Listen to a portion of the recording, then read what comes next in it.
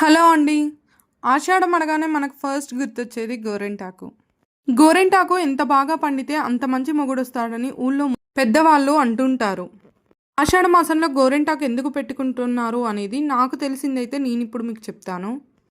పూర్వకాలంలో గానీ, ఈ రోజుల్లో గానీ పొలం పనులకు వెళ్ళేవాళ్ళు ఈ వర్షాకాలంలో బురదలో తిరిగి నాటు వేయడం, చేతులతో బురదలో అంటే ఆ మట్టిలో చేతులు పెట్టి పనిచేస్తుంటారు కదా! వాటిలో ఉండే పురుగులు, క్రిములు అలాంటివి వాటి వల్ల కాళ్ళు, చేతులు పాడవకుండా ఉండటానికి ఈ ఆషాఢ మాసంలో గోరింటాకు పెట్టుకుంటారు.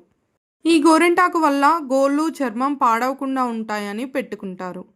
మా చిన్నప్పుడైతే మా అమ్మ గోరింటాకు ఇలాగే పెట్టేది. కాళ్ళు మొత్తం ఫిల్ చేసేది అరికాలంతా. బెడ్‌షీట్స్‌కి కానీ, నవార మంచాలకు కానీ గోరింటాకు అంటుకోకుండా కాళ్ళు మొత్తం కవర్ చుట్టి పెట్టేదనమాట. నైట్ పెట్టేది. మార్నింగ్ లేసి చూసేసరికి ఇలా ఎర్రగా పండి ఉండేది. గోరింటాకు ఎర్రగా పండడానికి ఒక్కొక్కరు ఒక్కోలా చెప్తుంటారు. దాంట్లో ఇది వెయ్యాలి, అది వెయ్యాలి అనేసి. మేమైతే మా చిన్నప్పుడు రోట్లో నూరుకునే వాళ్ళం గోరింటాకు. అందులో చింతపండు వేసి. చింతపండు వేయకపోయినా ఒక్కోసారి చెట్టు ఆకును బట్టి కూడా కలర్ అనేది వస్తుంది. మన బాడీలో హీట్ ఎక్కువ ఉన్న రెడ్ కలర్ వచ్చేస్తుంది.